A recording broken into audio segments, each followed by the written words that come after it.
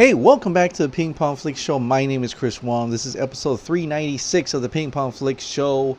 Got a pretty cool little update for the Snyder Cut fans out there. This is coming from Ben W at B_dub3. He tweeted this out. Me. So are all the VFX done and everything? Jason Momoa says, man, if I just said these two words, you would freak out. I hope they leak it. My guess, it's ready, it's done.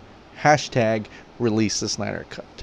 Now this is awesome and this is incredibly cool. And this picture right here shows Ben W indeed was with Jason Momoa. One of the things that I want to talk about here is what he said. Because two words, you would freak out. Two words. I can only imagine many different words that would come out. I don't think it's coming, because if it says it's coming, then he wouldn't have says, I hope they leak it, right? So, but you can kind of go back and look at those, the question that Ben W asked. And he says, so are all the VFX done and everything? In this case, Jason Momoa seems to be referring to that it is done. I mean, I wouldn't freak out if it wasn't done. I'm just saying, I mean, what two words would you need to hear in order to essentially freak out? I would like to say, knowing this is Jason Momoa, he probably said, F yeah. F yeah. That would be the two words to hear and making me freak out, which goes into a more discussion about the finishing of how finished the movie is. But for him to get excited about it and to say that simply that we would freak out if he revealed something, I would be incredibly excited. I would be, this excites me now. The only part that doesn't excite me now is the part where I hope they leak it. And you know, to be fair, he's not the decision maker in when it will be released or how it will be released and such like that. So, but even though he doesn't seem optimistic at that point that they will release it officially, he is intending that they leak it, or he hopes that they leak it. And it's something that he has said before to other fans prior to his Instagram post, which he still has up. And I just like the fact that he is continuously moving the needle forward, continuously just taking jabs at Warner Brothers in a little bit. And I really do hope someone does leak it, and showing how great it is, and showing that the potential that Warner Brothers could have capitalized on by actually releasing it themselves. Not that they're not going to. No one knows for sure. Only Warner Brothers will know for sure. But an interesting thing, also another, I know there's so many interesting things, but Jacob Torres posted this on Vero, and Zack Snyder liked it. So I think at this point it is the case indeed that Zack Snyder wants us to realize that this is it's a finished thing. It's a 2:14 judging by the things that he is trying to push. And so that is the case here. Release the Snyder Cut, 2:14. It's done. I think this is the message that Zack Snyder, Jason Momoa wants us all to shepherd, wants us all to be informed of, and wants us all to push. And it kind of stirs up our energy to continue to fight for it, because what's the matter, Warner Brothers? If it's done, it's 214. What's the matter? And if they're gonna leak it, and they are so confident in that it would be awesome, that they're ready to just leak it out, then at this point Warner Bros. Should really just release it officially at this point, make some money off of it. You know, there's only going to be one guy who's going to be embarrassed by it, and that's Toby Emmerich. But who cares at this point?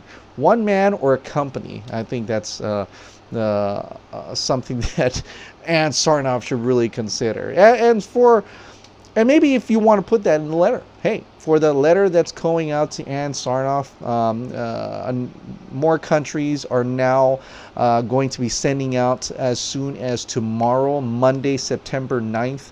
It's the day for all countries in the blue that are not specified in the key below, which are large parts of South America, Asia, and Africa. Your time is now, says hashtag at release the Snyder cut. So Brazil, Argentina, Middle East, China, Nigeria, Cameroon, rest of Africa. If you haven't done it on the 6th, you can go ahead and just keep going, forwarding off those mail letters. Now is the time for a lot of Asia to go out. And then a few days later, we're going to have France, Spain, Turkey, Egypt, a lot of the European nations that will be going out as well. So I can't wait for when I get to go out. I mean, California, of course, is the last, September 20th. That's probably the last day you can send out anything. But I think the key is to try to compile as much letters and Snyder bucks in a package, and just going to Ann Sarnoff to if you can imagine it, littering her desk out, or cubby hole, or I don't know how they'll collect letters there, but enough to make a significant impact to show Ann Sarnoff that these are real people. We are real consumers that actually want this. To be released, because you don't know what Toby Emmerich is feeding her. You don't know what he's whispering in her ear. So we want to get ahead of that and make sure, unless he's trying to, block those letters. But hopefully he's not that, intuitive about that. And hopefully these letters will reach Ann Sarnoff at the I'm guessing this is the Time Warner building, 4000 Warner Boulevard, building 168, Burbank, California, 91522, United States of America. So the letters have started, and the campaign is continuing on all the way to September 20th. And let's see if we can get our voices heard through physical mail. So let's see that happen. All right, well, on to the rest of the DC films that are coming out. The first one is Todd Phillips' Joker movie. Did something incredible, and I'm not really sure about the Venice International Film Festival, but seeing how people are congratulating it and going nuts over this could only be a great thing, a great positive thing for DC Films, for Warner Brothers. In fact, they got a huge winner here that is not exactly a real comic book film movie. It has some references to comic book film, but it did win the Golden Lion at the 76th Venice International Film Festival, and people are talking about this now. It is a huge thing. I mean, it'll probably win TIFF as well, and maybe even an Academy Award, or at least nominated for Academies. And so this is an incredible thing for Joker, and it really excites me to want to watch it, to see how good this thing is, like what type of masterpiece this thing is. Of course, when it comes out, we're going to have those conversations and how we're going to be looking at it. Like, is this, how are we going to compare it to Heath Ledger Joker? And we're going to always do those comparisons as well. But like I said in my live chat, I enjoy possibly every interpretation of that character, seeing them in a new light or a different light, and appreciating what they were trying to do with it. In terms of my preference is different from enjoying an interpretation, but I would be really wondering if this could top Heath Ledger at all. But that's something to be said there. So we'll be looking out for that. I mean, it's incredible. October 4th is nearly less than a month away, where everybody could finally enjoy the Joker and see what this movie is made of. Now, on the other side of the spectrum, there is that Batman movie that's coming out, and There is some reports and rumors about the plot now that has been circling around, and I'd like to read it to you here. This is from fullcirclecinema.com. The rumored plot details for the Batman tease an insidious Gotham conspiracy. According to a new rumor from Daniel Rickman at Daniel RPK, Matt Reeves' The Batman will revolve around an insidious mystery in Gotham that pits the Robert Pattinson's Caped Crusader against his greatest foes. The insider hears that Batman will be working a detective case regarding strange murders that occur all over Gotham. You will have to dig deep into the underworld of the city and its rich history to solve the conspiracy, one that puts all of Gotham's villains as suspects. The film will reportedly feature a vast rogues gallery that includes the Penguin, Riddler, Catwoman, Mad Hatter, Firefly, and Two-Face. For the time being, these details should be taken with a grain of salt. However, it comes from a trusted insider and coincides with what Matt Reeves has been saying about the project. He's maintained that the story will focus on the detective aspect of DC Comics hero that has been missing in recent live-action interpretations. We will see everything unravel through Batman's eyes as he puts the clues together to find the culprit. Now, I love a detective story. I really dig a detective story, a thrilling and a noir. I'm a fan of noir-type films as well. So I'm really looking forward to this type of Batman. Something that, like he said, we haven't been seen before, a detective story. Mostly we've seen that action-oriented brawling. We do see some type of detective type of things going on with the Dark Knight, but never a real whodunit type story unless you count the animated series. So I am intrigued by this aspect and showing all the rogues gallery as like suspects in a giant detective murder mystery case, which is something that hasn't been done live action in a movie before, and I'm really looking forward to that. I mean, there has some aspects of this that have been done in the comics as well as the animated series, but as a live action, I think this could be something pretty special. And will that murder mystery continue on to 2 and 3 of the Batman trilogy, if the Batman trilogy is still happening, or it's just one movie? Who knows? But that's something to be seen as interested to look forward to as well. And there's a question of this, whether this is even part of the DCEU. Is this 20 years prior to Ben Affleck's Batman from Batman v Superman, where he actually quoted saying that 20 years in Gotham, what good guys are left, how many stay that way, and so listening to that, you may be thinking this could possibly be 20 years prior. Robert Pattinson is going to play a young Batflick Batman, but either Matt Reeves, who had continued to say that it is part of the universe, but kind of plays around the idea that it's also standalone as well. So according to comicbook.com, two-time Academy Award winner Mahershala Ali was reportedly the Batman. Director Matt Reeves' first choice for the role of Commissioner Jim Gordon, according to scooper Jeff Snyder, who says Ali's casting in the lead role of Marvel Studios' Blade reboot probably took that off the table. Now that he's got his own Marvel movie, I don't know what he's looking to do yet another comic book movie, Snyder says in the latest episode of the Snyder Cut podcast. But I'm pretty sure he was Matt Reeves' first choice for Commissioner Gordon, the Batman. Now, according to Snyder, Ali met with Reeves for the role. That actually would be something that is completely different from the DC Extended Universe, because as you know, J.K. Simmons is Jim Gordon. Not only is J.K. Simmons is a Caucasian, but Mahershala Ali, it would have been different, of course. Now,